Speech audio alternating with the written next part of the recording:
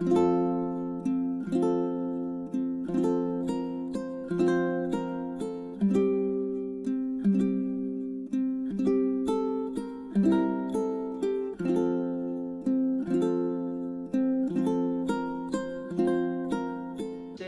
he heals, he teaches, and he feeds.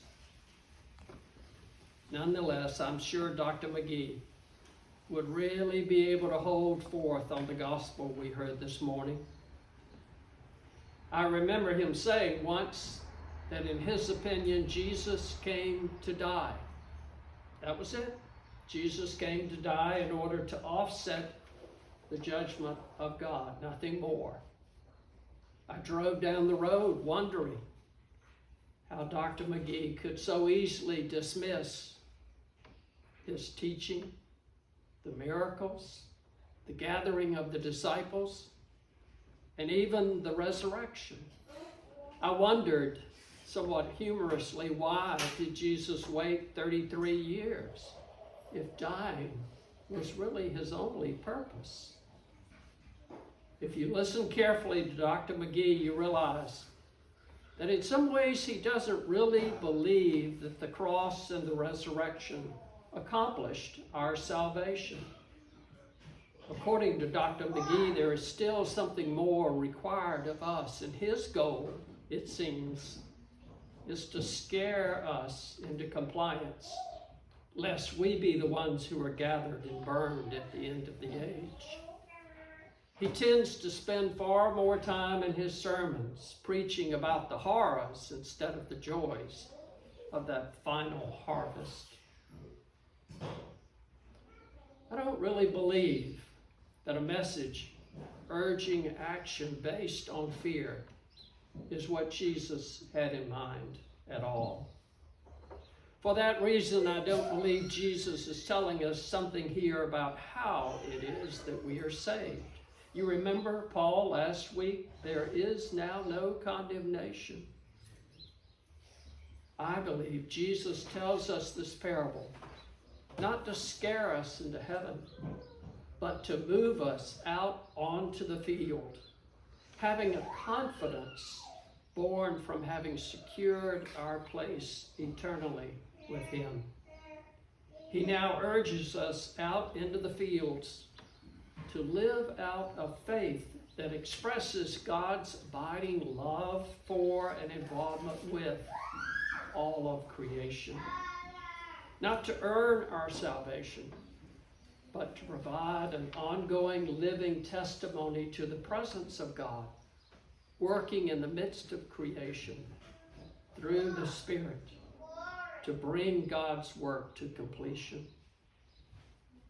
You remember that little teaching in Scripture, little teaching of Jesus, that the one who so much as gives a child a drink of water is amongst the saved? Not because that simple act earns their salvation, but because the motivation to make that simple gift lies within the presence of God within that person, witnessing that their salvation is complete. The order is everything to understanding all of this. But it is so often something that we get reversed. It is often something that I think Dr. McGee gets reversed. As I was thinking through these readings, I consulted an online commentary called, kind of humorously, workingpreacher.com. It comes out of a Lutheran seminary, but it uses the insights of scholars from all the denominations, including the Episcopal Church. The commentary this week included an analogy that I think explains all of this much better than anything I could say. And so I'm going to read you what Nicholas Chaser wrote about this teaching. He writes, "This matter might be compared to a mechanic who fixes an automobile.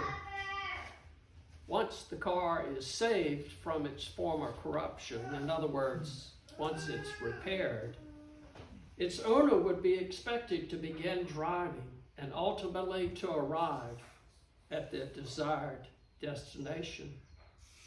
Indeed, the refusal to drive would undermine the mechanic's hard work.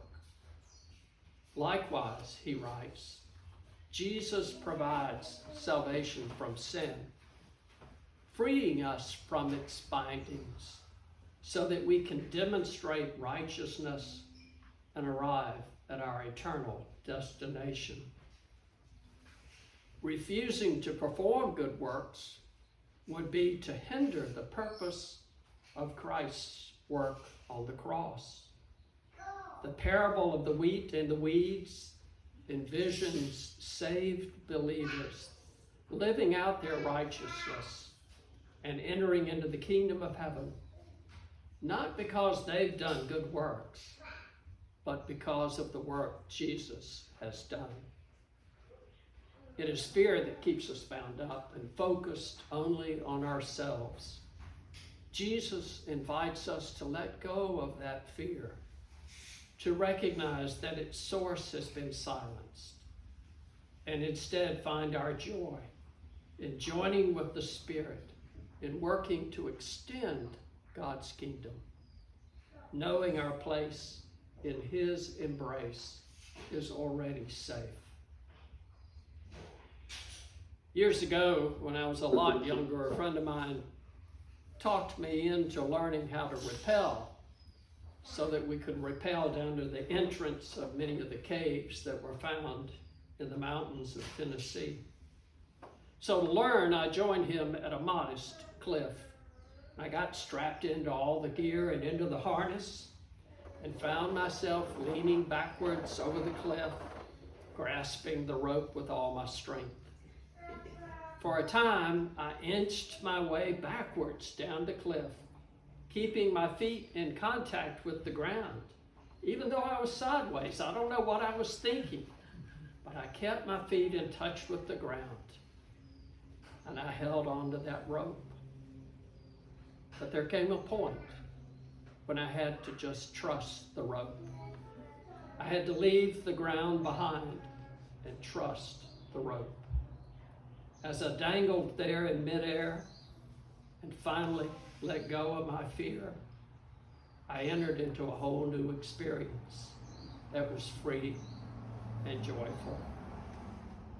Jesus tells us this parable to give us the same confidence about our lives. He lets us know that things are mixed up right now, and sometimes it seems like the wrong side is surely winning. We wonder when that final day will come. We wonder how long the fields will be left to grow both weeds and wheat. And Jesus lets us know that sorting out all of that is not our concern. It's not our job to judge, as we so often hear. Our job is to stay our course in Him, to drive the car, to let the rope do its job, freeing us to do our part in bringing in God's kingdom. 2 weeks ago, we heard one of the most marvelous verses, I think, in all of Scripture from the prophet Zechariah, who bid us be prisoners of hope. Indeed, in Jesus, we are freed from the bondage of fear. Freed not just for anything and certainly not for nothing. We are freed so that we can hold on to that rope, so that we can take up His yoke, the one that is easy, and become, as it rests on our shoulders, prisoners of hope.